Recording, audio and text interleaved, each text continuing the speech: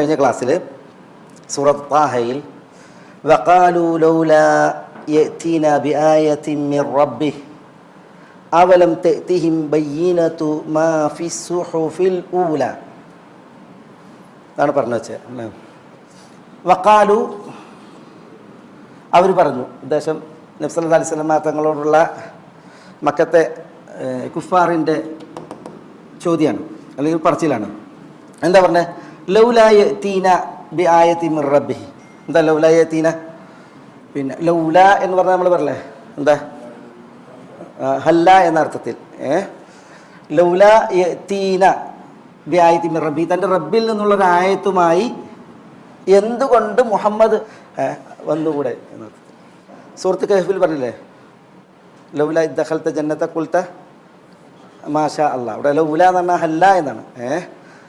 അതേപോലെ ലൗലാ യഅ്തീന ബിആയത്തിൻ മിർ റബ്ബിഹി, റബ്ബിൽ നിന്നുള്ള ഒരായത്തുമായി മുഹമ്മദിന് ഞങ്ങളുടെ അടുക്കൽ വന്നുകൂടെ. അതാണ് ഇവിടെ നമ്മൾ പറഞ്ഞ ആയത്ത് കൊണ്ട് ഉദ്ദേശം എന്താണ്? നബി സല്ലല്ലാഹു അലൈഹി വസല്ലം തങ്ങൾ വ്യക്തമായ ആയത്തായിട്ടാണ് വന്നിട്ടുള്ളത്, അല്ലേ? ഉമ്മുൽ ആയാത്ത്, റൗസുൽ മുഅ്ജിസാത്ത് എന്ന് പറയും. എല്ലാ ആയത്തുകളുടെയും വിശുദ്ധ ഖുർആൻ.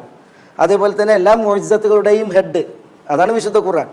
ആയത്തായിട്ടാണ് ആര് വന്നിട്ടുള്ളത്? നബി സല്ലല്ലാഹു അലൈഹി വസല്ലം തങ്ങൾ വന്നിട്ടുള്ളത്. ഇവർ അറബികളാണ്, അറബി സാഹിത്യകാരന്മാരാണ്, ഭാഷാ പടുക്കളാണ്. ഭാഷയും സാഹിത്യമൊക്കെ നിറഞ്ഞ അളവിലുള്ള കിതാബായിട്ടാണ് അവരുടെ അടുത്തേക്ക് വന്നത് നബി സല്ലല്ലാഹു അലൈഹി വസല്ലം തങ്ങൾ. അവർക്ക് വ്യക്തമായ ആയത്താണ്. പക്ഷേ എന്നിട്ട് അവർ പറയാണ് ലൗലാ യഅ്തീന ബിആയത്തിൻ മിർ റബ്ബിഹി. അപ്പോൾ അവരുടെ ഉദ്ദേശം എന്താ?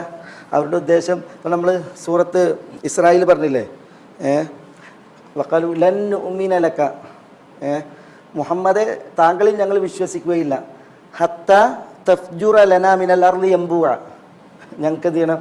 ഞങ്ങൾ നോക്കിയൊക്കെ ഭൂമിയിൽ നിന്നൊരു അരുവിയെ അങ്ങോട്ട് നിർഗളിപ്പിക്കണം. മക്കയിൽ ആ മരിപ്പറമ്പിൽ മലഞ്ചെരുവിൽ പാറമലയിൽ നിന്ന് അരുവിനെ പുറത്ത് ഉണ്ടാക്കണം. ഔ തകൂന ലക ജന്നത്തും മിൻ നഖീലിൻ വഇനബിൻ ഫതുഫജ്ജിറൽ അൻഹാറ ഖിലാലഹാ തഫ്ജീറ എന്നാണ്. നിനക്ക് ഈ മക്കയിൽ ഈന്തപ്പനയുടെ തോട്ടങ്ങൾ ഉണ്ടാകണം, മുന്തിരി തോട്ടങ്ങൾ ഉണ്ടാകണം. എന്നിട്ട് അവക്കിടയിലൂടെ നീ എന്ത് ചെയ്യണം? നദികളെ എന്ത് ചെയ്യണം? ഉൽപ്പാദിപ്പിക്കണം, പ്രഭവിപ്പിക്കണം. അങ്ങനെ കുറേ കാര്യങ്ങൾ അവർ ആവശ്യപ്പെട്ടില്ലേ? കുറേ കാര്യങ്ങൾ അവർ ആവശ്യപ്പെട്ടു. നമ്മൾ സൂറത്ത് ഇസ്രായേലിൽ പഠിച്ചില്ലേ? അപ്പോൾ അതേപോലത്തെ ആയത്തുകൾ, മൂസ അലൈഹി സ്വലാത്തു വസ്സലാമക്ക് വടി ആയത്ത് എന്ന പോലെ, അതേപോലെ തന്നെ സാലിഹ് അലൈഹി സ്വലാത്തു വസ്സലാമയുടെ ഒട്ടകം പോലെ, അങ്ങനത്തെ ആയത്തുകൾ, അതാണ് ഇവിടെ അവർ പറയുന്നത്. അങ്ങനത്തെ ഒരു ആയത്തുമായി എന്തുകൊണ്ട് വരുന്നില്ല? അപ്പോഴാണ് അവലം തഅ്തിഹിം ബയ്യിനതു മാ ഫിസ് സുഹുഫിൽ ഊല. അതിനെ പ്രതികരിക്കുന്നത് അല്ലാഹു സുബ്ഹാനഹു വ തആല അവരുടെ ആവശ്യത്തിനുള്ള പ്രതികരണമാണ്.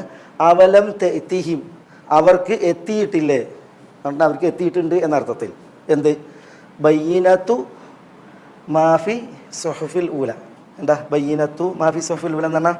ബയ്യിനത്ത് എന്ന് പറഞ്ഞാൽ വ്യക്തമായ ദൃഷ്ടാന്തം അല്ലെങ്കിൽ ആയത്ത്. മാഫി സുഹുഫിൽ ഊല, എന്താ സുഹുഫിൽ ഊല? ആ പൂർവികരുടെ ഏടുകൾ, പൂർവ്വകാലത്തെ ഏടുകളിൽ ഉള്ള ബയ്യിനത്ത്. അവിടെ നമ്മൾ പറഞ്ഞു ബയ്യിനത്തു. അതിന് ഇങ്ങനെ വായിക്കുകയാണെങ്കിൽ തഫ്സീറിൽ ചർച്ച കാണാം. ബയ്യിനത്തു എന്ന് വായിക്കാം, ബയ്യിനത്തു മാഫി, അല്ലെങ്കിൽ ബയ്യിനത്തുൻ എന്ന് വായിക്കാം, അല്ലെങ്കിൽ ബയ്യിനത്ത എന്ന് വായിക്കാം.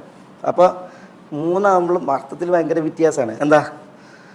അവലം തഅ്തിഹിം, അവർക്ക് വന്നിട്ടില്ലേ? ബയ്യിനത്തു മാഫി സുഹുഫിൽ ഊല. അപ്പോൾ ഇവിടെ ഉള്ള ഈ വായനയെ പരിഗണിക്കുകയാണെങ്കിൽ ബയ്യിനത്തു മാഫി സുഹുഫിൽ ഊല, പൂർവ്വകാലത്തുള്ള ഏടുകളിലുള്ളതിൻ്റെ വ്യക്തത അവർക്ക് വന്നിട്ടില്ലേ? അപ്പോൾ ആ വ്യക്തത എവിടെ ഉള്ളത്? വിശുദ്ധ ഖുർആനിൽ. പൂർവ്വകാലത്ത് വേദങ്ങളിൽ, തൗറാത്തിൽ, ഇഞ്ചീലിൽ എന്തൊക്കെ പരാമൃഷ്ടമായ അതിൻ്റെയൊക്കെ വ്യക്തത എവിടെ വന്നിട്ടുണ്ട്? വിശുദ്ധ ഖുർആനിൽ വന്നിട്ടുണ്ട്. അതുപോലെ അവർക്ക് ദൃഷ്ടാന്തമായി എന്നാണ് ചോദിക്കുന്നത്. അതുപോലെ അവർക്ക് ദൃഷ്ടാന്തമായി എന്നുള്ളതാണ്. ഇനി ഇവിടെ നമ്മൾ ഇത് ഈ ബയ്യിനത്തു എന്നുള്ളതുണ്ടല്ലോ, തൻവീൻ കൊടുത്തു മതി.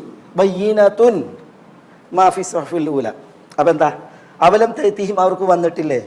ബയ്യിനത്തുൻ, വ്യക്തമായ തെളിവ്, ദൃഷ്ടാന്തം. ഏതാണ് വ്യക്തമായ തെളിവ്, ദൃഷ്ടാന്തം? മാഫി സുഹുഫിൽ ഊല, സുഹുഫുൽ ഊലയിൽ ഉള്ളതാണ്. സുഹുഫിൽ ഊലയിൽ ഉള്ളതാണ്. അതായത് നബി സല്ലല്ലാഹു അലൈഹി വസല്ലം തങ്ങൾ സത്യപ്രവാചകനാണ്, തിരുനിയോഗം സത്യമാണ്. ഇതെവിടെ ഉണ്ട്? അവിടെ ഉണ്ട്, അസ്സുഹുഫുൽ ഊലയിലുണ്ട്, തൗറാത്തിലും ഇഞ്ചീലിലൊക്കെ ഉണ്ട്.